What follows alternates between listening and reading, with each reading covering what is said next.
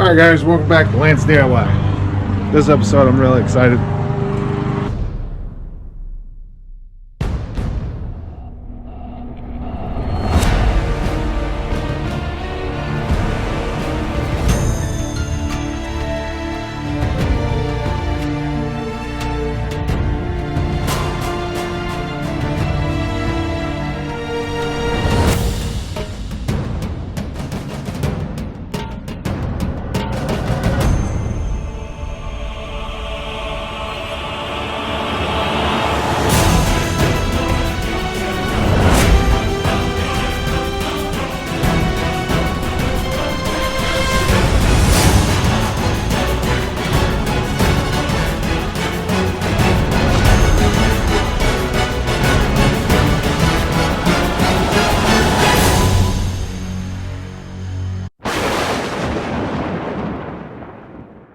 Alright guys, welcome back to Lance DIY. This episode I'm really excited.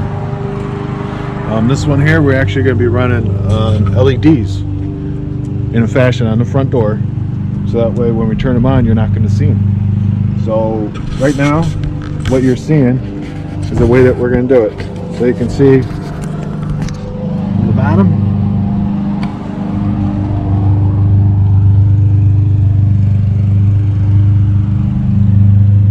down to there. What we're going to do is we're going to drill one hole right here. We're going to recess that into the door, so that's our control switch. And then this here wire is going to be drilled through here. And that's how we're going to do it. Now, the skill level on something like this is definitely going to be a little high. Definitely don't recommend it for any amateurs to do this. There's a lot going on here, and you can screw your door up. But I mean, you want to try it. Props to you. But I will tell you that it is definitely a pretty high level job to do, because now we got to run this wire here through the door and get it into a power supply somewhere. For me, in my garage, what we're going to do, we're going to run it right there. We're going to put another gang box in there. We're going to put another gang box in there with an outlet, and then two gang box, and then the other one's going to be nothing for the wires. So you'll see it should be nice, clean cut look, what we're going for. So that's what we're going to be doing on this episode. Thanks for watching. This door here, bought it at Menards. It's a nice door, steel, not bad price. It's got the nice window trim here above the front. I like that. It's a recessed panel door. Overall, good door, good product. Spent about $250 at Menards on that. And we're going to be replacing this one. This one here has seen some time, seen some weather, as you can see. You know, so we're just going to switch it out. Never been painted. The big issue here that I have on this door, the reason why I've been waiting on this episode, is because of this step. If you notice, this concrete step here is broken right here.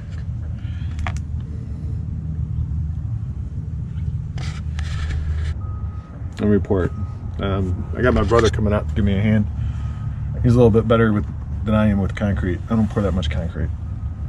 So we're going to open it up.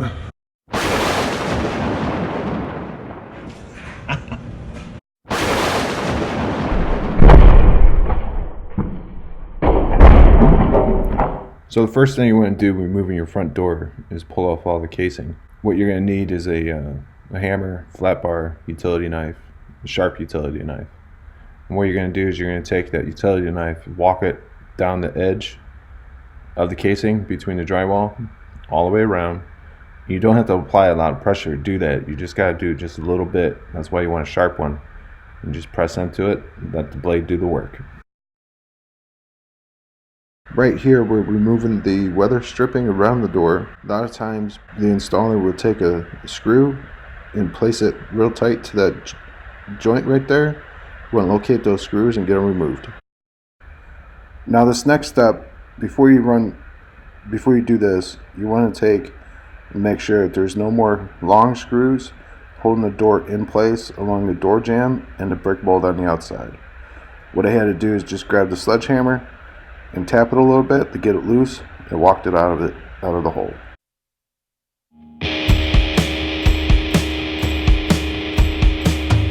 Well, we're ready to get this bottom piece removed. What we're going to use is some leverage. This thing here will actually pop right out with some leverage, a 2x6. We're going to pry it up, and it'll pop out. So instead of using a concrete hammer and chisel.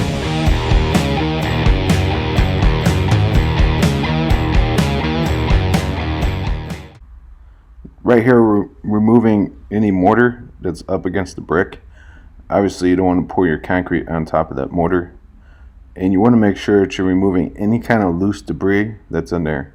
You want to make sure that concrete's got a good bonding, clean surface to bond to. Right here, we're taking and we're setting up the forms for the concrete. We're going to take and we're going to make it stick out 1.5 inches past the brick. So that way it gives it a little bit more depth to the step, make it look like it pops out a little bit more. And the other thing that you'll notice too along my brick pattern on this front of this house is that you'll see that I have dark brick in spots with the red. So what we did is we actually grabbed some coloring from your local hardware store, and you can actually color concrete. They got red, charcoal, I'm not sure the other colors, but I went with a charcoal color. And when you do see the step, it is definitely a dark gray, which matches nicely with the rest of the brick. Right here, we're starting to mix up the concrete for this step. We definitely poured the charcoal coloring in it. Now you're going to watch how we're going to take and we'll fill up that form, but then we have to build a plywood surrounding so that way you can trap in some of that heat. When we did this job, it was cold out. In order for us to speed up the drying process and put a nice finish on it, we had to pull that form off quickly and speed up the process. We just built a little doghouse around it to keep the nice weather, keep the warmer temperatures on the inside. So I definitely don't recommend it doing a project like this when it's cold out, more when it's warmer, so that way obviously you don't have to keep your house open overnight. We actually took and fastened plywood and left it up overnight and then set the door the next day. All right, guys, real excited about this here.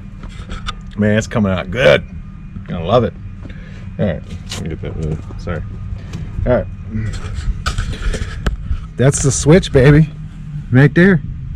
So literally, come over here, hit the button, boop, boop, boop, boop, boop, boop, whatever you want. And then this here is the wires. So I got this wire here, this wire here. It's gonna come down here, right there. So look how tight that is. So what I used there was I used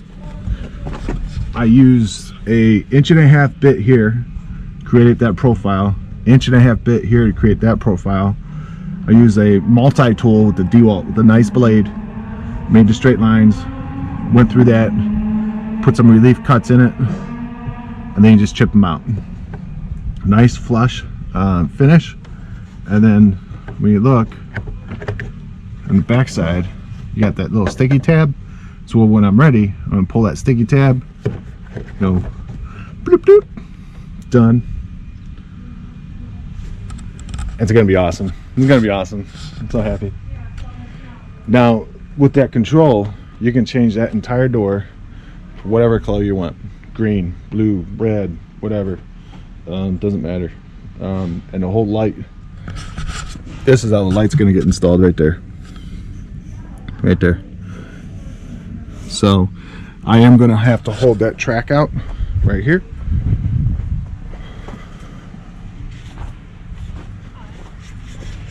Hi.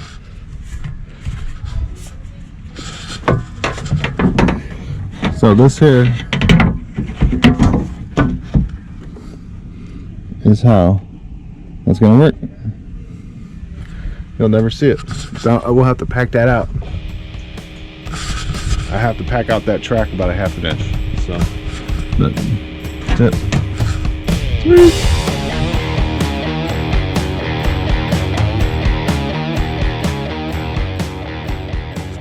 All right, now what works on the radius for this here was 1.5 inch drill bit. Worked out great. Did a great job. Definitely want to stay with this style of a drill bit, so that way it also removes all the materials as well, and took out most of the hole. Actually, all I have to do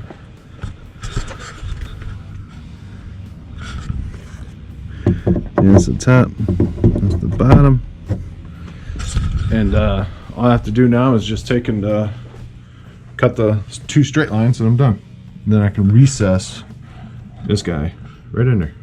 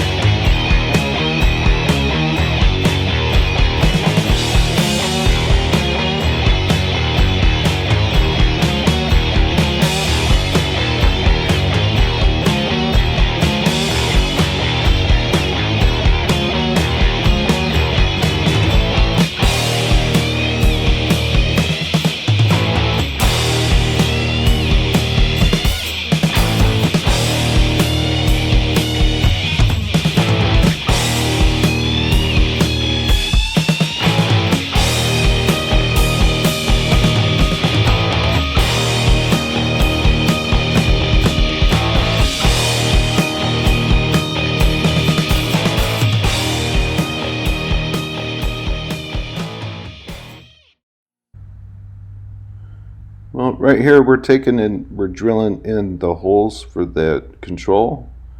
Now my best recommendation is going to be 2 things. Number 1, you want to have a nice, good, clean bit. Number 2, take your time. If you're aggravated, take a break.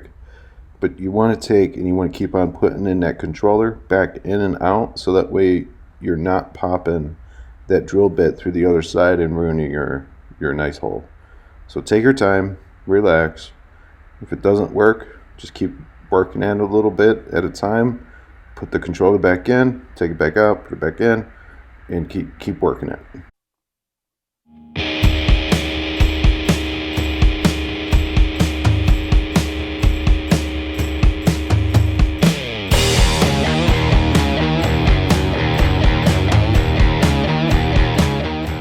Right here we're taking and we're putting in that 45, so that way when the wire goes into the control, it's going to be able to sit there and be relaxed and not be under tension. So that's what I was doing there. The reason why I was tapping the end of that drill is you don't want to put all your weight into it and then all of a sudden blow through the other side. So what you do is you just tap the drill a little bit, and then that way when you do get to the other side, you're not going to blast through it and split the hole real good. Right here I'm working the 45, so that way that wire again just relaxes nice and easy.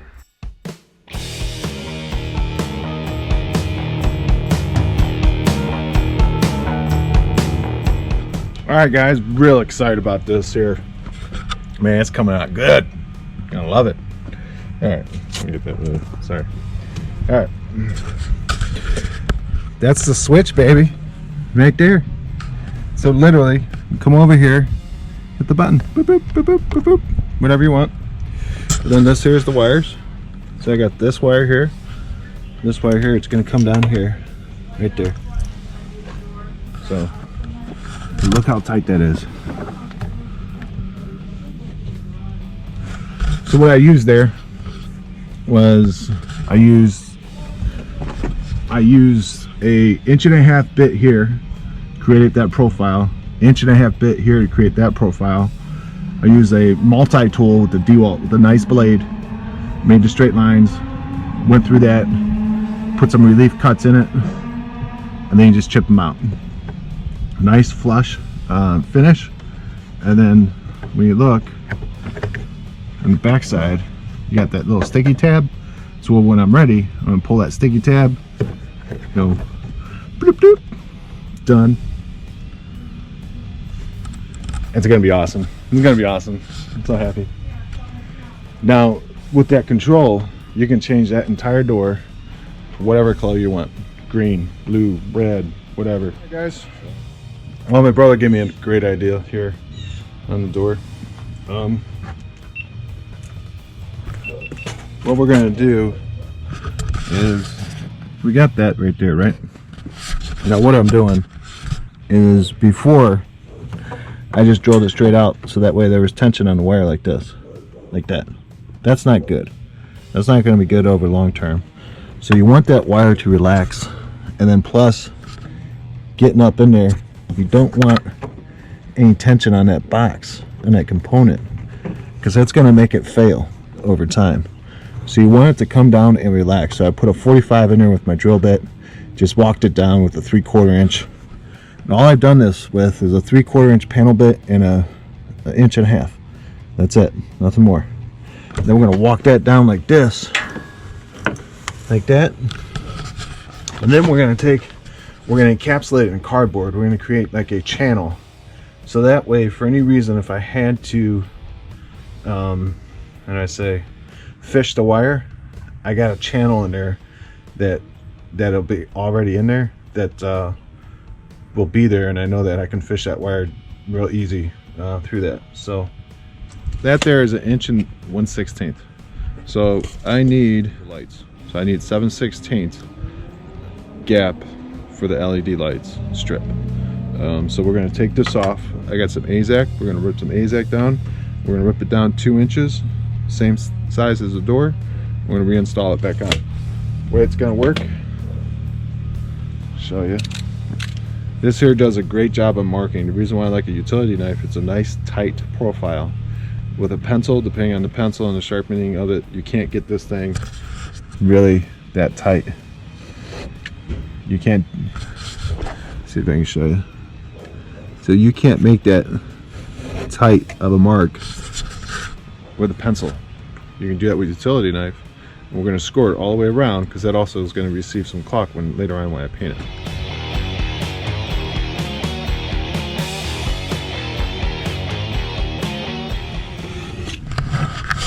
So I just scored that mark there, so when I put the AZAC back on there, I know exactly where I need to put it. All right, people.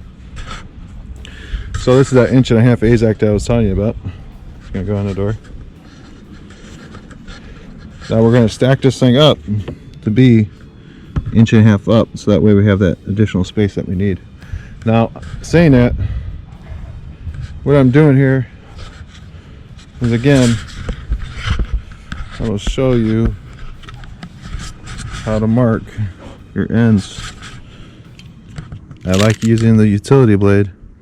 So look how tight I can get with that mark. Bam. And that's it. There's it, right there. So again, a utility knife can give you a nice, tight, clean mark on your stock. The reason why I say that, the tighter the mark, the better your cut's going to be the first time instead of the second, the third, and so forth. So it's just a quicker, more accurate way of doing it. Little tip. Here's AZAC up around the door. So that's what it looks like. Just with the 2x2. Right there. The AZAC.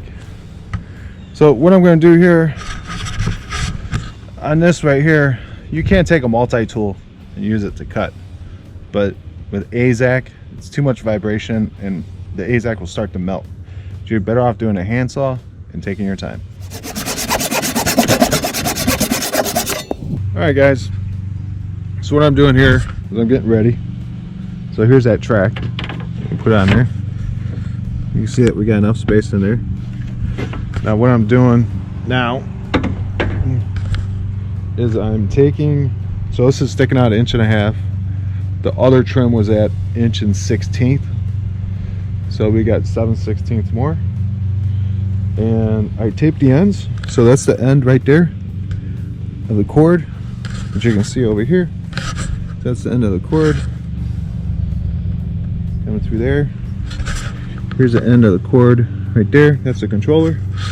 Goes through this way. So now what we're gonna do is we're gonna make an encapsulated area. So that way, I'm gonna cover this up like this. And we're gonna create a cavity for the wire to stay. And it's also gonna be like a chase. So for any reason, if I had to refish a wire through that hole and up that door, I have a place for it. And all we're gonna do is put some cardboard. That's it.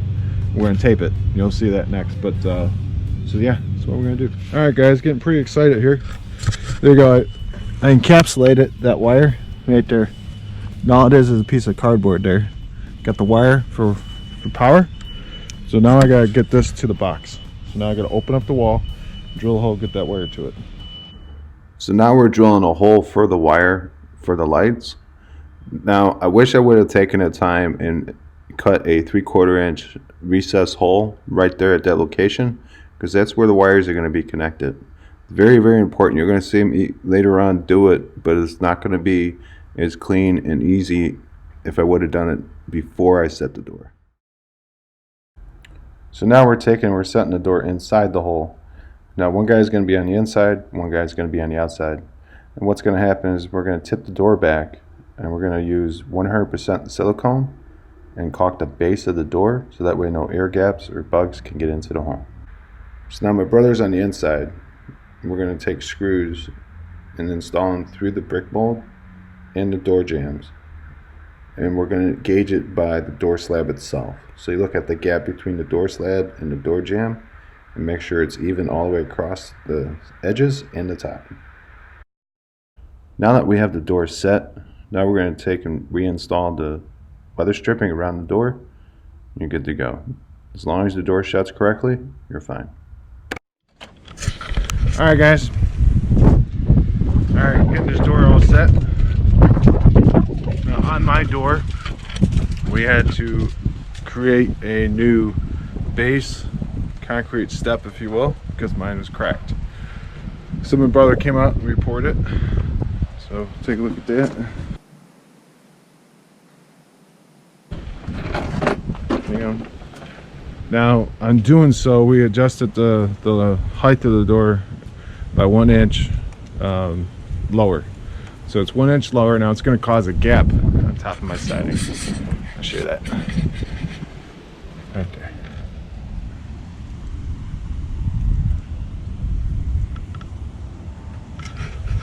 Now, just a little tip on your house.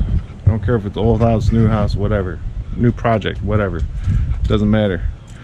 Always recommend having a leftover scraps.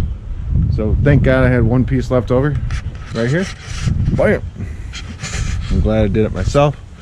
And I'll also show you how to cut siding. Pretty easy. I use a simple piece of plywood, preferably garbage. Something you're going to throw away, doesn't matter. Because what you're going to do is you get a concrete blade, just like that. Doesn't seem like much, but when you start turning this thing on, it'll walk right through that siding onto the plywood, cuts it gorgeous. And it's also cold right now, so that also eliminates any kind of cracking that you might have using snips. I'm not a fan of snips. I'll use that any day of the week before I use snips, just for the cracking factor right now with the cold temperatures. So it's a little tip, show you how to cut it right now.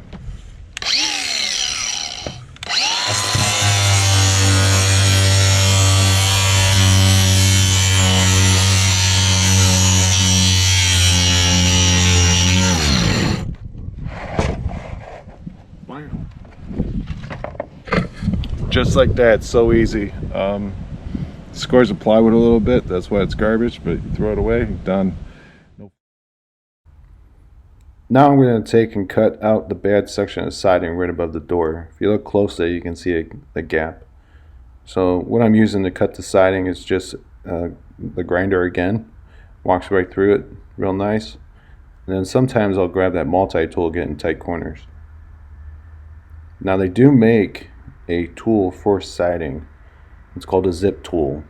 Definitely recommend having one, so that way you don't have to fight with the siding so much. It makes it a little bit easier.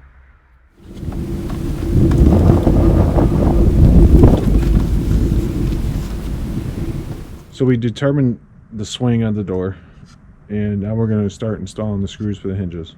You're going to start at the top. At the top there is a pre-drill hole, so it'll give you where this here needs to be at as far as the height of it.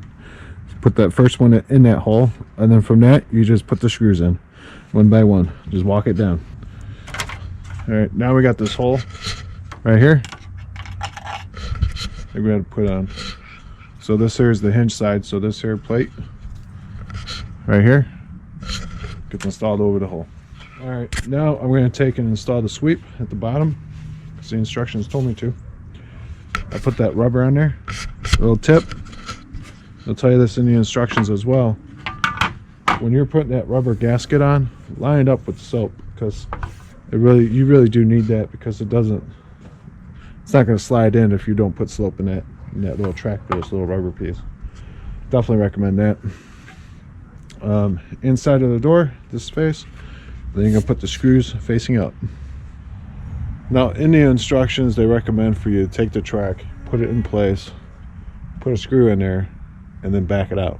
Now what's going to happen, I'm going to come over and hang it on this screw, and I don't have to have anybody else hold it. Now we got to slide this piece before we hang the door onto this. See this piece here? It's getting a little dark, sorry about that. But you want to slide it on there.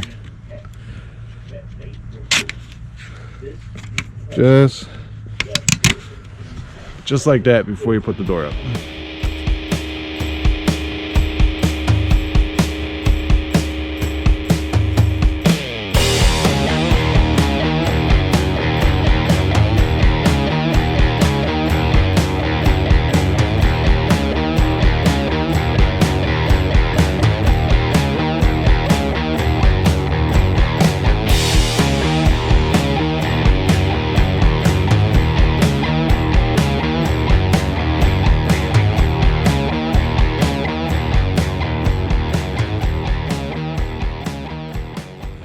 Alright people, well, what I got here, I got the right track for the storm door.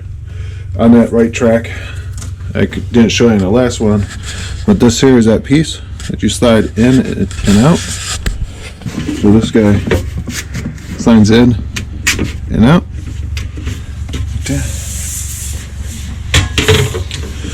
Now the reason why I'm doing this, showing you guys why I think it's important, is because spiders around here in Ohio, we don't have very venomous spiders. We have one, I think, the brown lacus, but it's not that bad. Well, it's a bad spider, but they're not that bad in the area. Down south you guys have the more dangerous spiders, so you definitely want to take the time and put this little what do you want to call it, gasket on this location, because that's where the spider is going to come in. It's right at the bottom of the door. He's going to wiggle himself in there, so definitely want to take the time and put this little guy in there. So if I was down south, shoot, I'd have the tightest house in the neighborhood, I tell you that. Widow spiders, scorpions, woo! You want to talk about scary? You have scorpion there, that's scary. So now you can see that little guy's going to have a little bit more difficult time getting in there.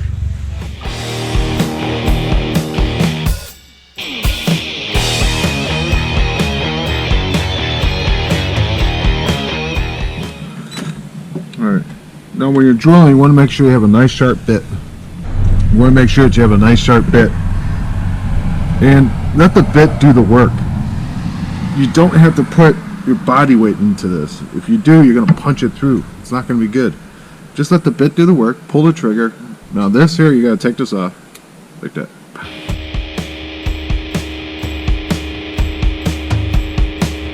Now I'm just pulling the trigger and let the blade do the work. Now you got to pull that off. If there's nowhere for the material to go, the bit's got to stop. Now we're going to put these on.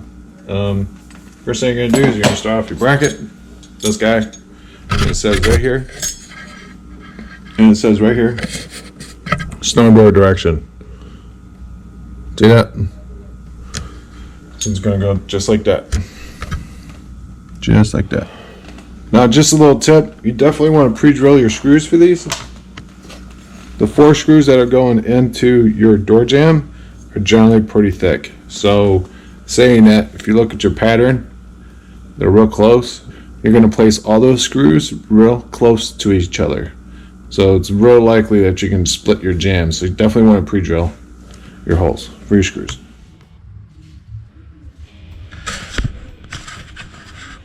Alright, now we're going to be running the electrical for the door. What I'm going to do is this here is my power source. Now, my recommendation on something like this, a lot of people will put a hole here, put a hole here, put a hole here.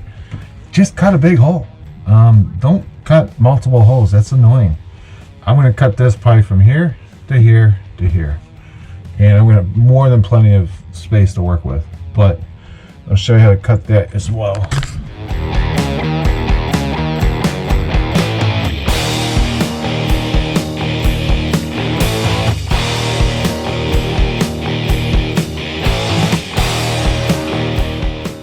Do you see how big of a hole I cut? Do I need that big of a hole? No, I don't. But you know what? I know I got enough space to work with. That way I don't have to touch it again. That'll be good. Now the trick of cutting drywall is think of it like a wedge, and you want it to pop out at you. When I'm cutting it this way. I'm not cutting this way. I want to cut it this way, so that way the material falls to you. You're not fighting the material. It's a big mistake a lot of people make. Chisel works good for this.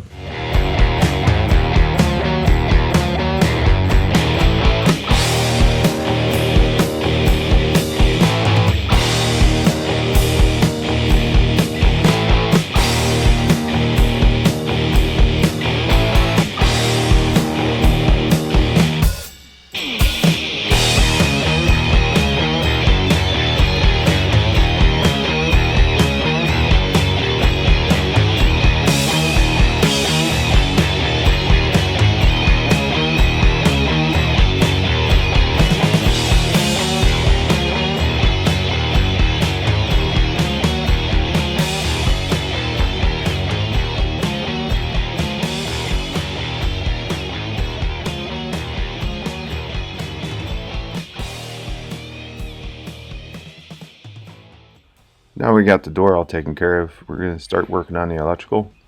Right now I'm putting a spacer, so that way the trim will work a lot better on the electrical outlets in between.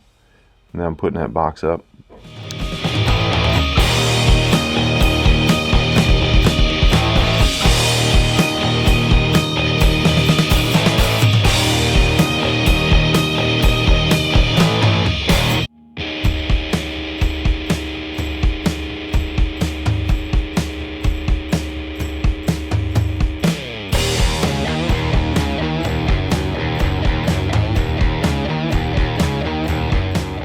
For the drywall, I'm working with 20-minute mud.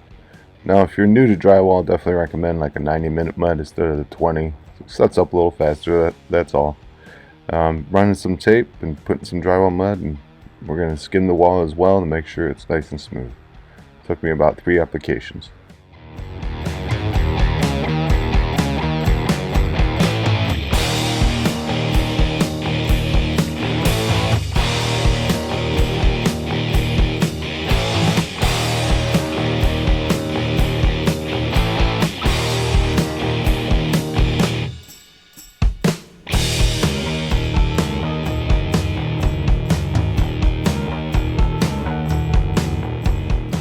Alright guys, this here is how I figured out on finishing out the electrical. Try to keep it as nice, as clean as possible. So what we did is we bought this plate right here. You can see that there's no holes in it yet, but we're going to take a drill hole right here down the center, because this here is it's a breakaway plate. You can see that. And we're going to take this wire. We're going to take this wire and we're going to slide it right in. So see how it works. Now I'm going to drill it this way, so that way this here has support. So I'm going to put this down here. And then I'm probably going to drill it backwards, so that way the bit actually walks through or melts the plastic, then try to drill through it. Problem with drilling through this hard plastic is that if I go through it too quick, it's going to crack. If I crack, it's no good. So we'll take our time here. Like I said, I don't recommend drilling through it. I actually went reverse and I melted it. So, because I've done this in the past where you try to drill through it and the whole thing just shatters on you. Now we gotta create that little slit.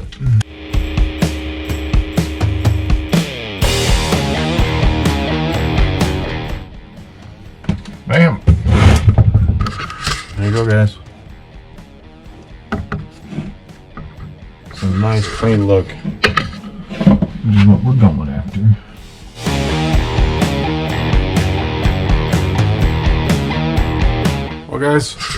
Well guys, that's it. I don't know if you can get much neater than that for what it is. Got the box right here. This switch here controls that outlet. Bada boom, bada bang.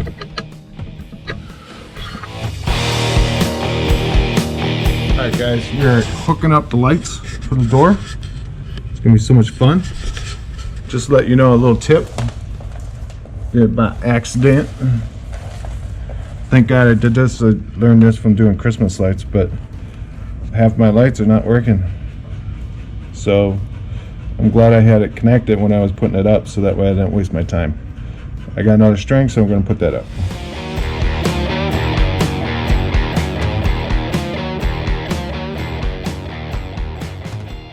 Now I'm running the lights around the door.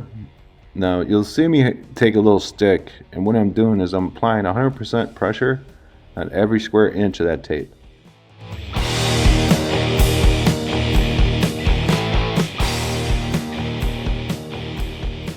Now what's awesome about this, way that we did the lighting here, that you can't see the switch, can't see the wires, can't see the light bulbs, and it's 100% splash on this white door. So any color that we pick, it's gonna look gorgeous.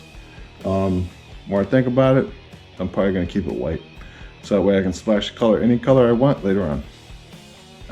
Lighting, you can't see the light bulbs, you can't see the wiring, you can barely see the switch. So that's it from the bottom. And the sides.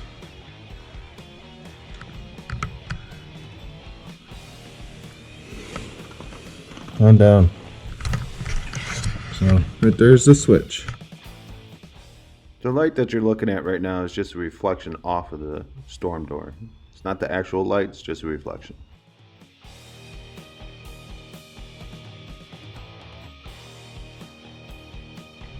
Now the other thing too I want to tell you, when you do this, you notice as you watch the door,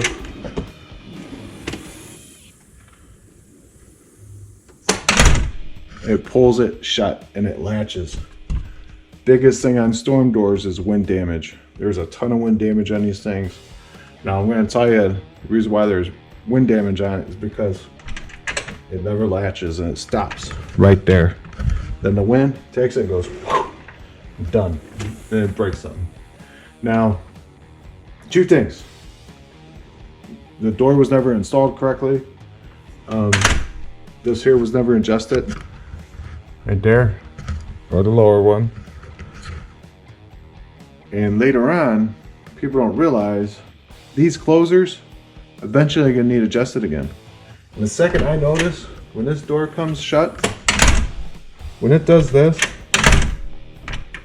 when it just stays right there, it's time to adjust it. It's time to lubricate these shafts right here. to lubricate those shafts right there and that bottom one, or maybe adjust it or something. But if your storm door does not latch, that's a problem. And if you don't fix it, the wind's going to take care of it for you. It's going to rip it off the house, destroy the door jamb. All right, guys. What's going on here is I got wires behind this metal plate. Now, being that I still got to shoot casing, my trim nails into the casing right here, I have to protect it or shoot a nail into the wire. So just a precaution. This here is how you notch out anything. I don't care what it is. Your door hardware around your front door, bedroom, doesn't matter. But what I just did is I put this here is a nail guard, and I pre-drilled some holes in it that normally doesn't come with it. So I had to pre-drill the holes. But now what I'm going to do is I'm going to trace around the metal with my multi-tool and chisel out the rest. And you'll see how tight of a profile that's going to be.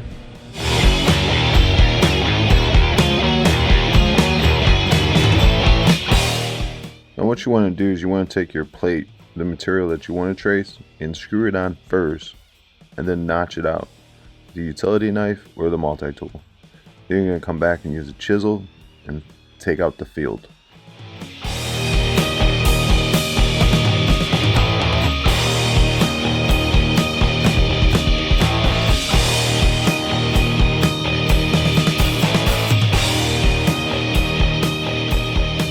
Alright guys, I'm going to show you where the wires are.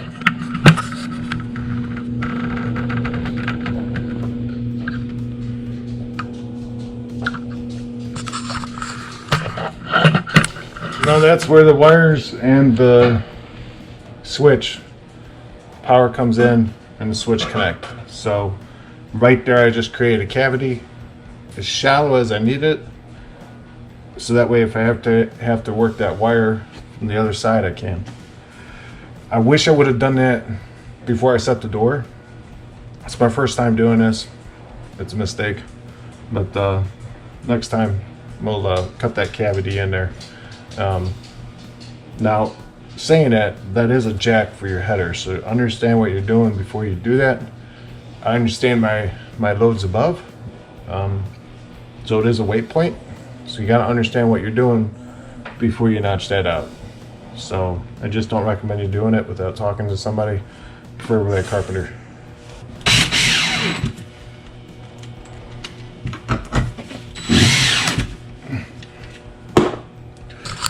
There's that metal plate that's completely flush with the door.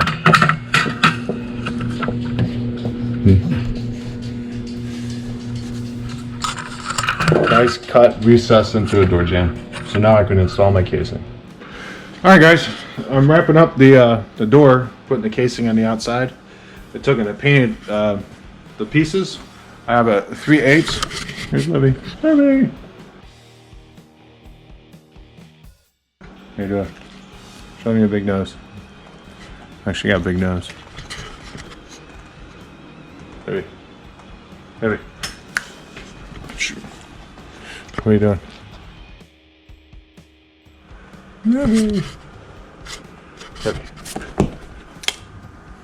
Whoa, baby. Whoa, baby. No. She wants to come down and give me a hint. Don't you? Get to work, Libby. Alright.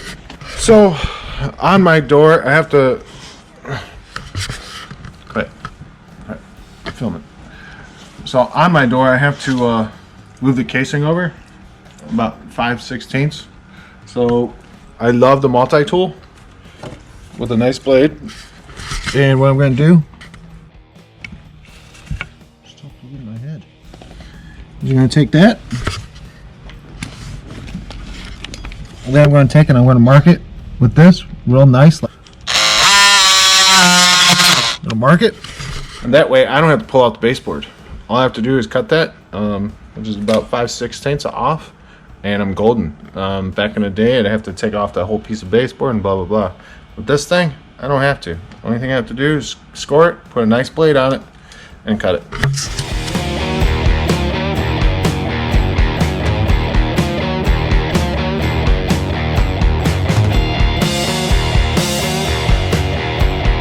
Alright guys, Well, alright guys, this is how I'm going to run the trim.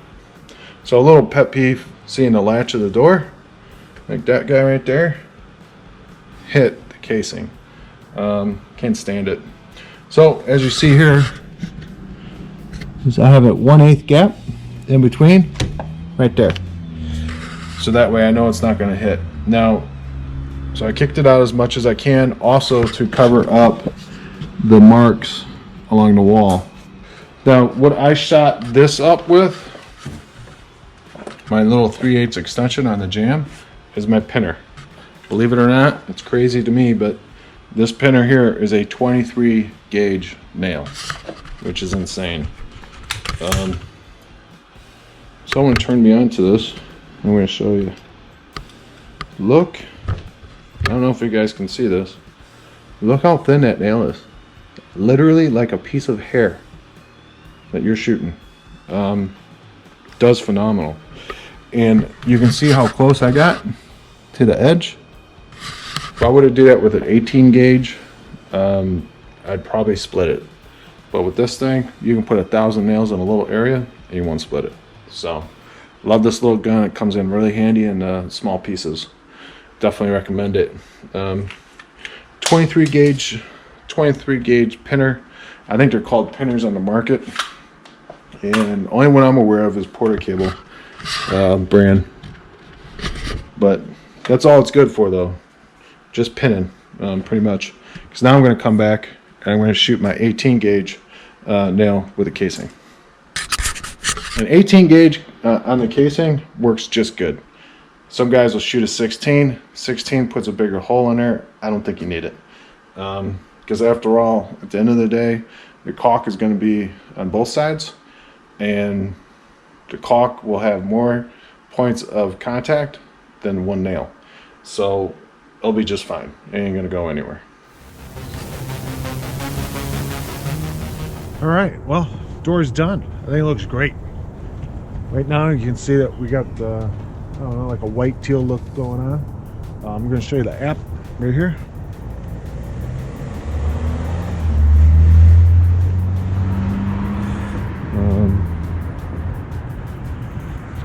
See if you can see that in the door. Now right now I'm just going to run solid colors. So that's red, teal, red, that's orange, yellow, green, blue, that's teal, purple, and white. Now that's all the way strong. Then we can also tone it down a little bit, which is awesome. A nice little red, nice little yellow, yellow, green, blue, teal. Then you can also run your multiple different your own cycles, if you will. You can, that's basically going through all those there.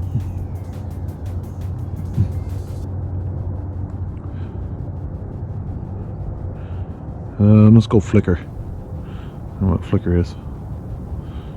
Oh, that's so cool.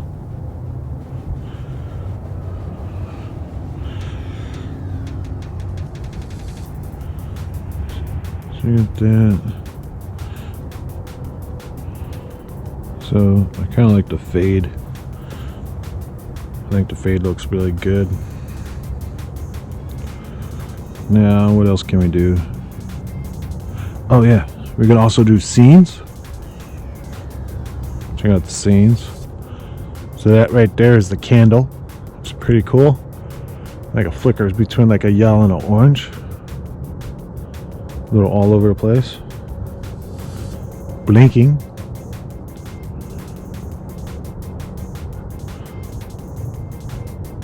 Which is really cool.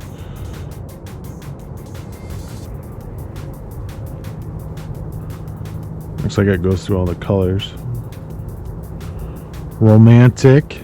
Oh, isn't that romantic?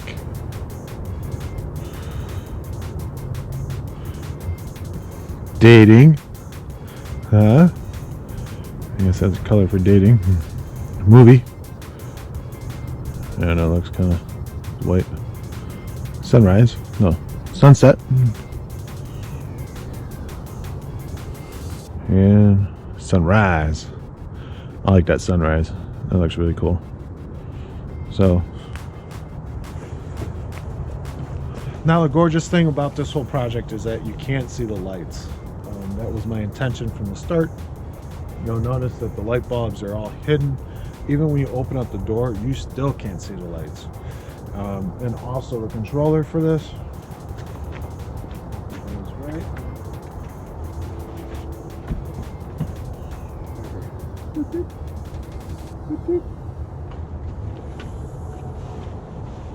Which came out great.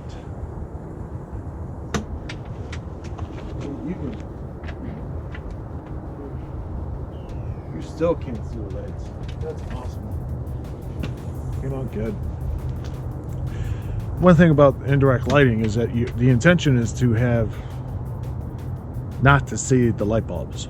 If you see the light bulbs, it's just in your face, not very pleasant. Now when you get that light bulb out of your face, you can see the indirect lighting, very comfortable, very soothing light, which I love. I'll be doing a lot more videos like this and some other projects as well throughout my house. But for now, sweet.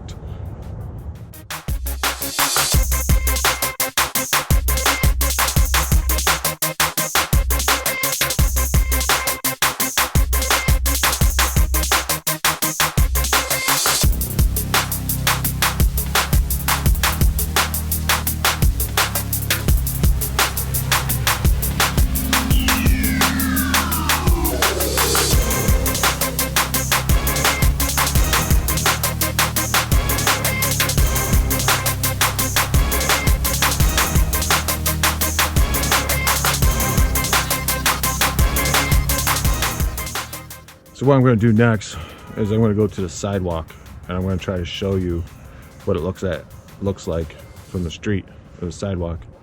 So pretty far away from the house. But man, when you go down, you can be halfway down the street and you'll see that door. And it's not overpowering. It's just a nice indirect lighting. Can't see it, it's not in your face, it's very pleasing. So I'm going to walk the camera out to the sidewalk and we'll see what happens there on the camera, but can't promise you anything. I'm going to run it on the cycle. So you go to the scenes and we're going to go on to blinking. So that way it just goes through all the cycles. Then we're going to walk it out to the sidewalk. See if I can.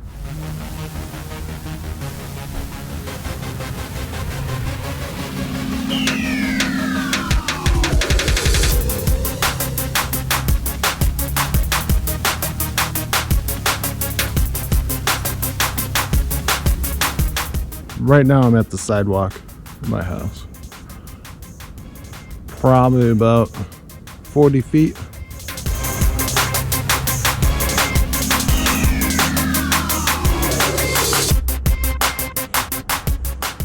Now we're heading out to the street. And that's the street right there.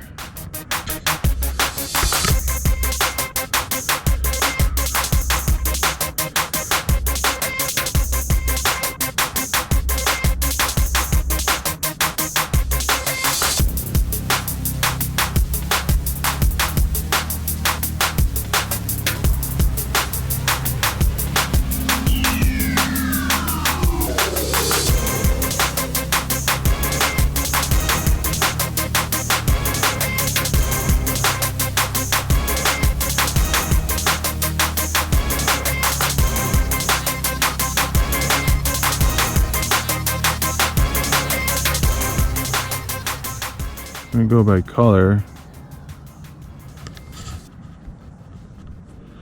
What you can do too is you can just, doesn't need to be that bright.